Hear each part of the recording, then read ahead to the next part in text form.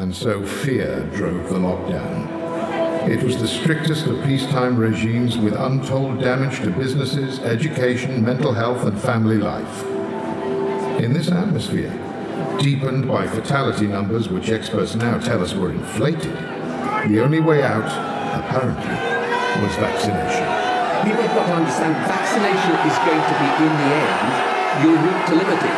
For the world at large, normalcy only returns when we've largely vaccinated the entire global population. And once vaccines were approved, the promotional campaign went into overdrive worldwide. Our fellow Americans, the science is clear.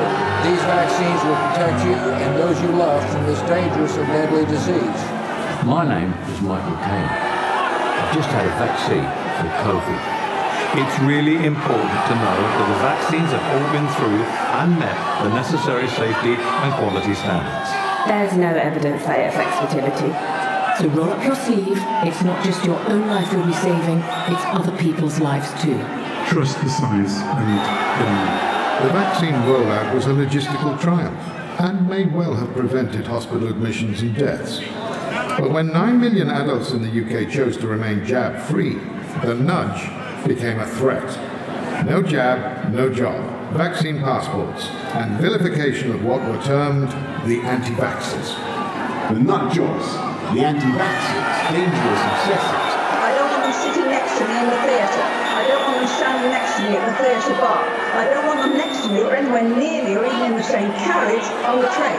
Frankly, if you're not vaccinated and you're eligible and you've got no health reason for not being vaccinated, you're not just irresponsible, I mean, you're an idiot.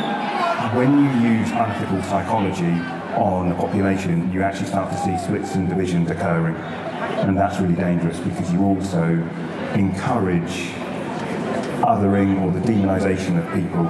So we see that kind of not just fear being raised, but also anger being raised as well. They deserve to be punished, and I've told my friends this as well. In fact, I have blocked my friends who have said they're not getting the jab. They are dead wood in my eyes. Tens of thousands of people would not bow to the drive for mass vaccination. They demanded choice, and they accused the mainstream media of promoting government propaganda.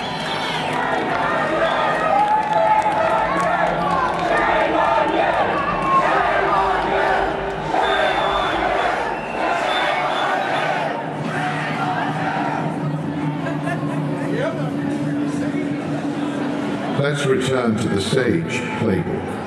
It says, use media to increase a sense of personal threat, a sense of responsibility to others, and to promote positive messaging.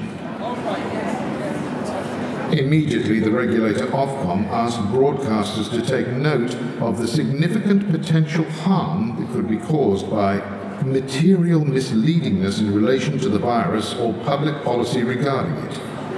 They warned of taking appropriate regulatory action on any breaches. And note the date.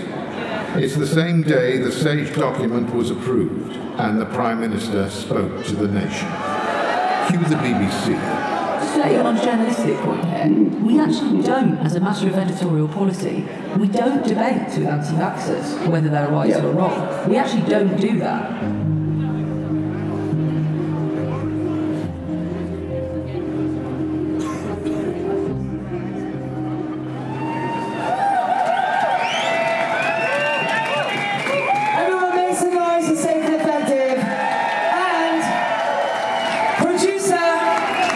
Sharman and narrator John Bowe, everyone.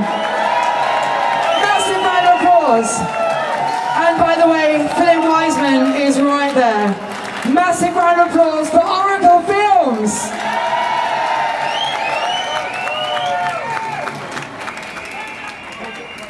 Okay, I'll just say one quick thing is today, this morning, we have a couple of pieces of good news because I think the tide is turning.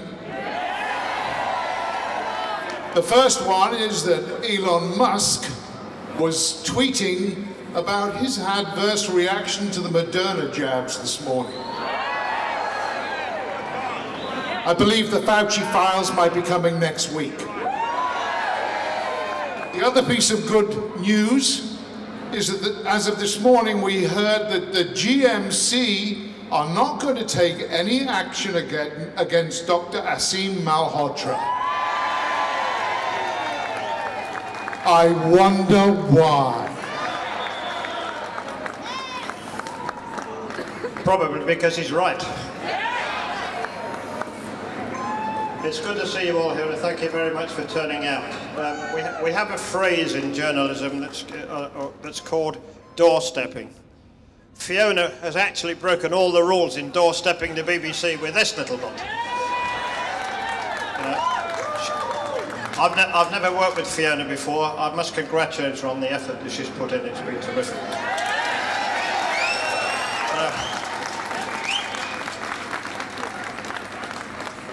I am not an anti-vaxxer.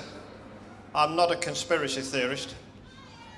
These are just phrases that are conveniently set to put down any argument, to make you feel second class. What I am is an old school, honourable journalist who believes in the principles of fair reporting and telling the truth. And I am ashamed of my colleagues for what I've witnessed over the last 2 or 3 years.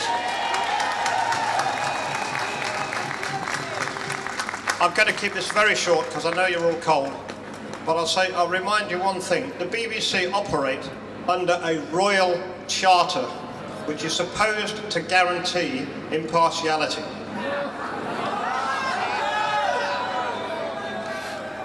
Instead, we've seen collaboration between governments, media, and big tech. It's anti-democratic, it's anti-free speech, and it's very, very dangerous. I accuse the BBC of breaching the charter under which they operate. Instead, they've conscientiously, consistently, and in collusion blocked free speech, blocked one side of the story.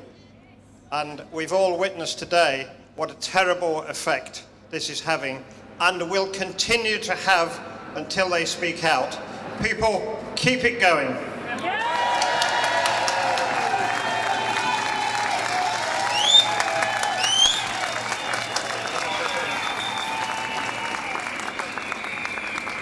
Love you all. Thanks.